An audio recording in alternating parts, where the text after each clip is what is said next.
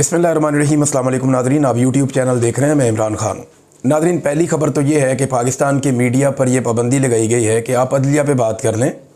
अदलिया का जो बेड़ा गर्क किया गया है 27वीं आइनी तरमीम में, उसके ऊपर आप डिस्कशन करें। दो दीगर चीज़ें हैं जो उनके ऊपर आप बातचीत करें। 18वीं तरमीम में जो पाकिस्तान पीपल्स पार्टी के एतराज़ात थे, वो चीज़ें निकल रही हैं, उस पर आप बात करें। आप उन तमाम चीज़ों पे बात करें, लेकिन आपने आर्टिकल 243 वाला मामला जो पाकिस्तान की अस्करी क़यादत की तैनाती के हवाले से या उनके ओहदे के हवाले से या आर्मी चीफ़ और फील्ड मार्शल के ओहदे के हवाले से जो आइनी तरमीम की गई है, उस पर आप बात ना करें, या अगर उस पर बात करनी है तो सरसरी बात करें और निकलें।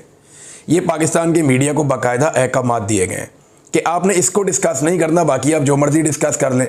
अब पाकिस्तान में मीडिया के ऊपर मुकम्मल तौर पे चेक है, तो हम कुछ लोग हैं जो ये फ़ायदा उठा लेते हैं कि इस वक्त हम पाकिस्तान में मौजूद नहीं हैं और हम इस पर बात कर सकते हैं। पाकिस्तान में जो हमारे दोस्त हैं, ऐसा नहीं है कि वो इस पर बात कर नहीं सकते हैं, उनकी काबिलियत नहीं है। इस वक्त वो बहुत मुश्किल में और दिक्कत में है। वो जो कहना चाहते हैं वो कह भी नहीं पा रहे, तो फिर हमें ज़्यादा ज़ोर से कहना पड़ेगा ताकि आम आदमी को समझ आए कि पाकिस्तान के आइन के साथ ये जो डकैती मारी गई है, साजिश की गई है, शब खून मारा गया है, ये एक्चुअली है क्या।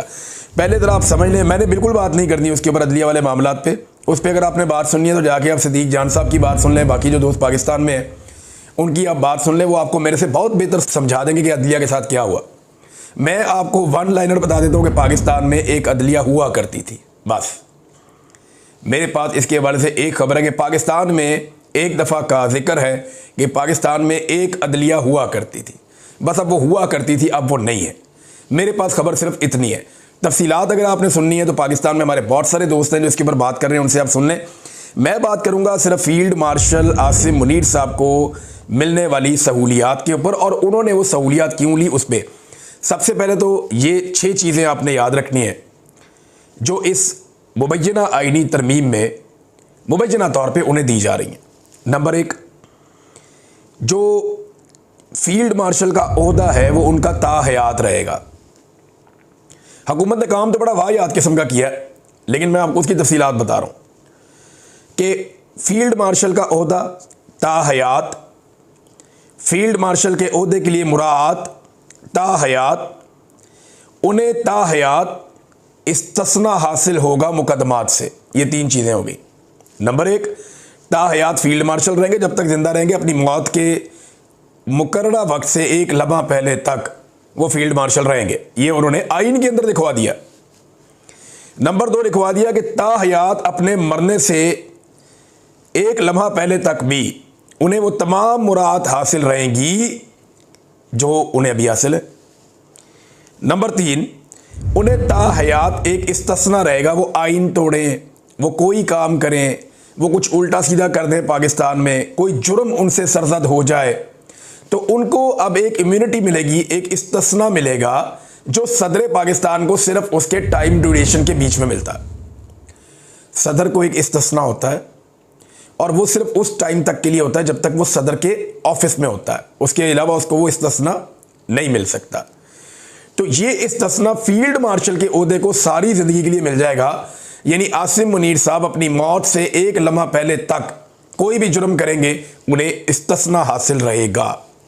नंबर 4, इनको नौकरी से निकालने का तरीका इंतहाई मुश्किल बल्कि नामुमकिन कर दिया गया है। पाकिस्तान में आज तक किसी भी सदर को इम्पीच नहीं किया जा सका, तो इन्होंने इम्पीचमेंट का तरीका इस पर लागू कर दिया, या फिर कोई 2/3 अक्सरियत लेकर आए और लाकर आइन को बदले।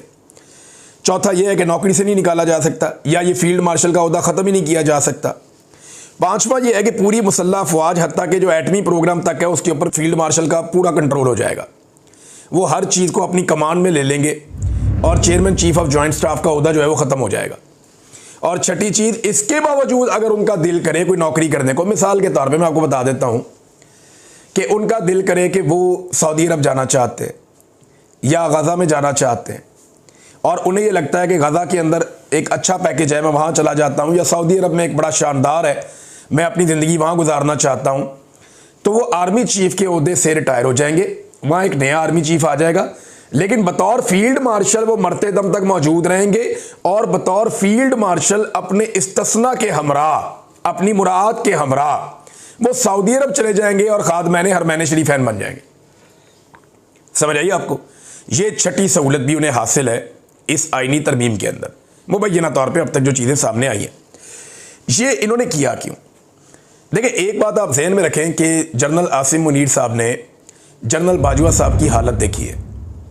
उन्होंने देखा कि जिस जनरल बाजवा के जूते पॉलिश करती थी नून लीग और जिनके बारे में ये बार बार कहते थे हमें इलेक्शन जितवा दो, ख्वाजा आसिफ ने बाकायदा जनरल बाजवा को व्हाट्सएप कॉल करके कहा कि मैं इलेक्शन हार रहा हूँ, क्या कर रहे हैं आप, और अपना तलक वलक लगा के उन्होंने इलेक्शन जीत लिया।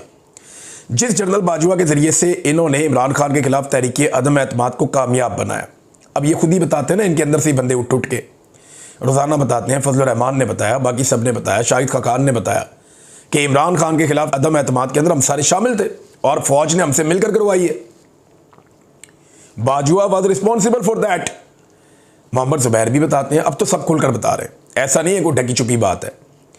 तो जो जनरल बाजवा के साथ मुस्लिम लीग नून ने और पीपल्स पार्टी ने की है ना, जो जनरल बाजवा की बैंड बजाई है इन्होंने मिलकर उसकी रिटायरमेंट के बाद, तो आसिम मुनीर साहब को यह समझ आ गई कि ये लोग किसी के भी सगे नहीं है, जिस दिन मेरी वर्दी उतरेगी ये मेरी भी बैंड बजा देंगे। इमरान खान का खौफ तो उनको है ही, उनके दिमाग में ये बात बैठी हुई है कि इमरान खान का रास्ता रोकना मुमकिन नहीं है, प्रेशर बढ़ता जाएगा, एक वक्त आएगा इमरान खान को छोड़ना पड़ेगा, मुल्क चल ही नहीं रहा। अगर मुल्क को चलाना है, सियासी इस्तेहकाम लेकर आना है, तो इमरान खान को जेल से बाहर निकालना पड़ेगा। लेकिन अगर वो जेल से बाहर निकलकर रेलिवेंट हो जाता है और इक़्तिदार में आ जाता है, तो मेरी तो ऐसी तैसी फिर जाएगी, क्योंकि हमने तो वो सारा काम कर दिया हुआ है जो जिसकी आइन और कानून इजाज़त नहीं देता। लिहाजा अपने आप को बचाने के लिए इस्तिस्ना ले लो।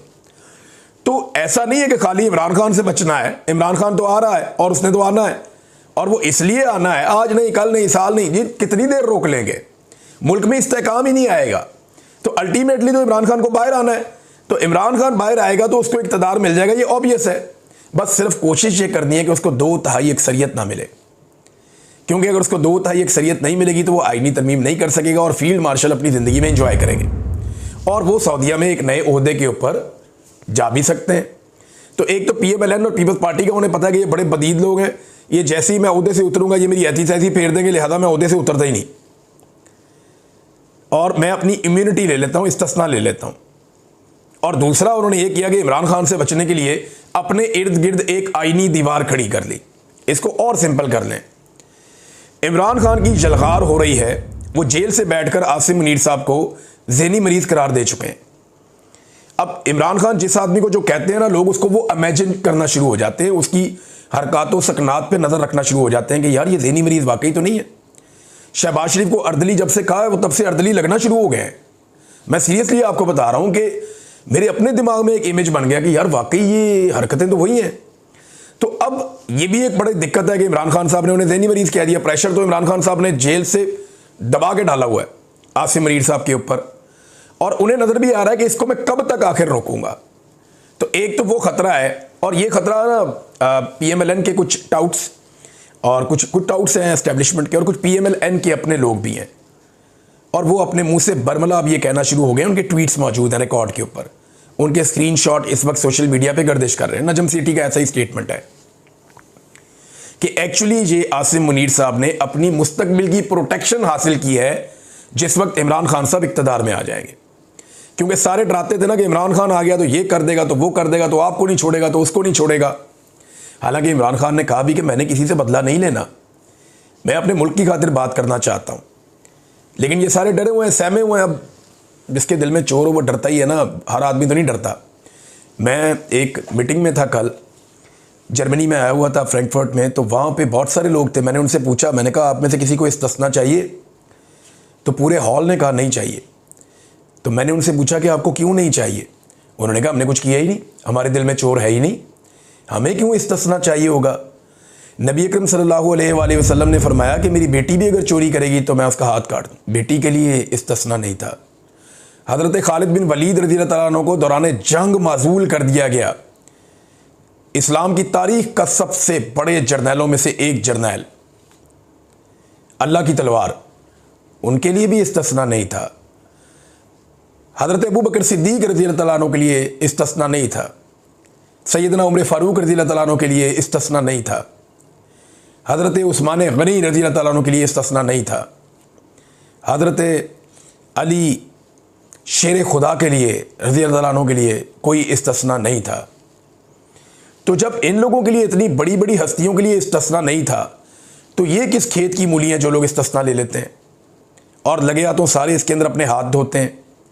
अभी पता चला है कि तजवीज़ आई है कि जो सदर पाकिस्तान है, वो जो एक दफ़ा सदर बन गया, उसको ताहयात इस्तिस्ना दे दिया जाए, यानी उसके ऊपर पूरी ज़िंदगी में फिर कोई केस नहीं बनेगा और इसका अब इसके ऊपर जो है वो अमल दरामद कर दिया जाए। वज़ीर आज़म के बारे में भी यही तजवीज़ आई कि वज़ीर आज़म को भी इस्तिस्ना दे दें। वज़ीर आज़म अपने ओहदे से फारिग भी हो जाए तो बाकी ज़िंदगी कुछ भी करता रहे, उसको इस्तिस्ना जनाब को कोई इसको हाथ नहीं लगा सकता, कोई इसके ऊपर केस नहीं बना सकता। ये होता है कोई दुनिया में? हज़रत उमर फ़ारूक तो दूसरी चादर का हिसाब दे रहे थे। हमें सुनाते हैं कुरान पाक की आयतें, अपने लिए इनको आईनी दीवार चाहिए और अपने लिए इनको प्रोटेक्शन चाहिए। यानी हम गरीब पाकिस्तानियों के लिए, मिडिल क्लास के लोगों के लिए कुरान पाक की आयात और उनका तर्जमा है जो अपनी मर्ज़ी के मुताबिक वक्तन फ़वक्तन निकाल के अपनी ज़रूरत के मुताबिक कौम को सुना दिया जाता है, और अपने लिए इनको ज़रा भी तवक्कल नहीं है, इनको इस्तिस्ना चाहिए। भाई दूसरी सांस किसी ने नहीं देखी, कल किसी ने नहीं देखा, आप इस्तिस्ना के पीछे भाग रहे हैं। हमारे किसी खुलफाए राशिदीन में से, इस्लाम के बड़े बड़े जर्नैलों में से किसी ने कभी इस्तिस्ना लिया नहीं, लेकिन आसिम मुनीर साहब को इस्तिस्ना चाहिए कि उन्हें डर है। और ये PMLN के लोग कह रहे हैं, नजम सेठी साहब ने कहा और बहुत सारे लोगों ने कहा कि जनाब उन्हें इमरान खान साहब से ये खौफ है कि कल को इमरान खान साहब आ गए तो पता नहीं क्या कर देंगे, लिहाजा उन्होंने अपने इर्द गिर्द एक आईनी दीवार खड़ी कर दी है। आइन की इस तरह की शिकें मंजूर करवाने की कोशिश कर रहे हैं जिसके ज़रिए वो महफूज हो जाएं अपनी ज़िंदगी के आखिरी सांस तक। ये तो मेरा रब जानता है ना, हिफाजत तो मेरा अल्लाह करता है। वो हुजूम में तन्हा आदमी की हिफाजत करता है, वो पत्थर में कीड़े की हिफाजत करता है, और अगर वो किसी की हिफाजत ना करे ना तो फिर उसे कोई नहीं बचा सकता। नबी अकरम सल्लल्लाहु अलैहि वसल्लम की एक हदीस है, मुझे वो याद आ गई। आप ऊँट पे सफ़र कर रहे थे और आपके पीछे एक सहाबी बैठे हुए थे छोटी उम्र के। आपने उन्हें कहा कि लड़के मेरी बात सुनो गौर से, कि सारी दुनिया मिलकर तुम्हारा कोई फ़ायदा नहीं कर सकती अगर रब ना चाहे तो, और सारी दुनिया मिलकर तुम्हारा कोई नुकसान नहीं कर सकती अगर रब ना चाहे तो। उसका मुख्तसर मफहूम ये है कि मेरे रब की चाहत से होता है जो आता है। ये ज़ियाउल हक का भी प्लान ताहयात था, फिर उसके साथ क्या काम हुआ। ये ताहयात किस्म के वाहियात प्लान पाकिस्तान में बहुत दफ़ा बने, हमने बहुत बनते हुए देखे हैं। इसके ऊपर ये नवाज शरीफ साहब ने भी माजी में ये गलती की हुई है। ये ज़रा मैं आपको एक बड़ी इंटरेस्टिंग चीज़ पढ़ के सुनाता हूँ। ये माजिद निज़ामी साहब ने ये याद दिलाया। उन्होंने बताया कि बड़े भाई नवाज शरीफ ने सिविल मिलिट्री तवाज़ुन बरकरार रखने के लिए जनरल मुशर्रफ को आर्मी चीफ के साथ साथ chairman joint chief of staff committee भी बनाया था। ऐसे ही सारे इख्तियारात उसको भी दे दिए थे परवेज़ मुशर्रफ को। लेकिन एक साल बाद ही अक्टूबर 1999 में धड़न तख्ता हो गया। अब छोटे भाई शहबाज शरीफ ने भी हाइब्रिड सिस्टम की मजबूती के लिए जनरल आसिम मुनीर को आर्मी चीफ के साथ साथ चीफ ऑफ डिफेंस फोर्सेस बनाने का ऐलान कर दिया। आगे आगे देखें क्या होता है। तो ये बात उनकी बिल्कुल ठीक है, एक खेल पुराना है। अब एक जो स्टेटमेंट है वो जावेद हाशमी साहब की तरफ से आया, ज़रा सख्त स्टेटमेंट है, लेकिन जब इस तरह का माहौल होता है तो ऐसे स्टेटमेंट्स आ जाते हैं। जावेद हाशमी साहब कहते हैं कि पाकिस्तान में एक शख्स नशा इक़्तिदार में ख़ुद को बादशाह बनाने जा रहा है, लेकिन बादशाह तो सिर्फ अल्लाह रब्बुल इज़्ज़त की है। मुशर्रफ का इंजाम याद रहे, पाकिस्तान की कश्ती को इस दौर में भंवर में लाने वाला आसिम मुनीर, चाहे वो ट्रंप की नौकरी हो या हमास के ऊपर पहरा देने के लिए फ़ौज भेजना हो। नून लीग जिस नौकरी के लिए बनाई गई थी आज भी वही सर अंजाम दे रही है। पीपल्स पार्टी के हाथों में भी वही जंजीर आ गई है। ये कौम तुम्हारी ग़ुलामी कभी कबूल नहीं करेगी। ये जनाब एक बड़ा सख्त ट्वीट है जावेद हाशमी साहब का, एक बड़े बहादुर सियासतदान है, और उन्होंने ये बताया। नाज़रीन, जबरान इलियास साहब ने एक ट्वीट किया, पाकिस्तान तहरीक इंसाफ के सोशल मीडिया के हेड है। उन्होंने एक ट्वीट किया, उसके अंदर उन्होंने कुछ चीज़ें लिखी और उसके साथ एक उन्होंने एक स्टिकर उन्होंने शेयर किया सोशल मीडिया पे। एक पोस्टर है, उसमें आसिम मुनीर साहब की फ़ोटो है और उसमें लिखा गया है presenting the legacy of Asim Munir, कि जो उन्होंने किया वो क्या किया। तो इसमें कोई काफ़ी सारी कोई 20-25 चीज़ें उन्होंने लिखी हुई हैं जो उनके दौर में हुआ। हिस्ट्री विल नेवर फॉरगेट, तारीख इसे कभी नहीं भूलेगी। पाकिस्तान विल नेवर फॉरगिव, और पाकिस्तानी इसे कभी माफ़ नहीं करेंगे। उन्होंने बताया क्या कि जनाब इन्होंने मनसूबाबंदी के तहत कत्ले आम करवाया। और निहत्थे और पुरअमन एहतजाज करने वाले मुजाहिरीन पर। फिर मैस किलिंग्स ऑफ सिविलियंस, बहुत बड़े पैमाने पर सिविलियंस का कत्लेआम हुआ, अगवा हुए, जबरी तौर पे गुमशुदगियाँ हुई और गिरफ़्तार लोगों के ऊपर टॉर्चर किया गया, मिलिट्री ट्रायल चलाए गए और कातलाना हमले हुए पाकिस्तान में। और इसके बाद अनप्रेसिडेंटेड इलेक्टोरल रिगिंग, यानी ऐसी कभी माजी में धांधली नहीं हुई जो इस मरतबा धांधली की गई। इन्होंने लोगों को हरास किया, इंटिमिडेशन ऑफ जजों को हरास किया, उनको इंटिमिडेट किया। फिर अनकॉन्स्टिट्यूशनल ड्रैकोनियन अमेंडमेंट्स इन्होंने करवाई 26वीं और 27वीं। और इसके अलावा उन्होंने देखा कि डेमोक्रेसी के साथ क्या किया, ट्रांसनेशनल रिप्रेशन, मैं पहले इस पे बात करता रहा हूँ, उस मामले में क्या हुआ, कलेक्टिव पनिशमेंट, कोई जुर्म कोई कर रहा है, सज़ा कोई और, ख़ानदान भी अंदर, चादर और चार दीवारी का तकद्दुस जो है वो पामाल किया गया, mockery of Islamic and social values, इनका मजाक उड़ाया गया। और फिर उसके बाद ये फ्रीडम ऑफ स्पीच पाकिस्तान में ख़त्म कर दी गई, खौफनाक किस्म का सेंसरशिप पाकिस्तान में लगा दिया गया और मीडिया के ऊपर पाबंदियाँ लगा दी गई, ख़वातीन पर, बच्चों पर और बुज़ुर्गों पर हमले किए गए, ह्यूमन राइट्स की बदतरीन पामालियाँ की गई और उसके बाद झूठे केसेस का अंबार लगा दिया गया। रातों को लोगों के घरों की चादर और चार दीवारी का गैर कानूनी तौर पर तकद्दुस पामाल किया गया और करप्शन, जो करप्ट लोग हैं उनको जो है ना प्रमोट किया गया, ह्यूमन राइट्स को ख़त्म कर दिया गया। इकनॉमिक्स जो है पूरी पाकिस्तान की मईशत वो कोलैप्स कर गई, पाकिस्तान में इन्फ्लेशन रिकॉर्ड लेवल पे पहुंच गई, टेररिज्म पाकिस्तान में बहुत ज़्यादा बढ़ गया, टूरिज़म ख़त्म हो गया, सेक्टेरियन वायलेंस यानी यहाँ पे पाकिस्तान में फ़िरका परस्ती भी बढ़ गई और बॉर्डर के ऊपर टेंशन भी बढ़ गई और पूरे मुल्क को एक जो है ना लाफिंग स्टॉक बनाकर रख दिया। ये आसिम मुनीर साहब के बारे में उन्होंने पम्फलेट जारी किया जबरान इलियास साहब ने, और ये भी मैंने आपके सामने रख दिया। अब पाकिस्तान तहरीक इंसाफ ने इसमें मुज़ामत करने का फ़ैसला किया है। 14 नवंबर को हैदराबाद में वो कह रहे हैं जी अज़ीमुश्शान हम जलसा करेंगे। ये अवामी जलसा 27वीं आईनी तरमीम को मुस्तरद करने के लिए होगा। 14 नवंबर को हैदराबाद बाईपास के ऊपर जलसा आम होगा और आइन और कानून की बालादस्ती और अदलिया की आज़ादी के लिए तहरीक तहफ़्फ़ुज़ आइन पाकिस्तान के तमाम लोग जो हैं वो ये जलसा करने जा रहे हैं।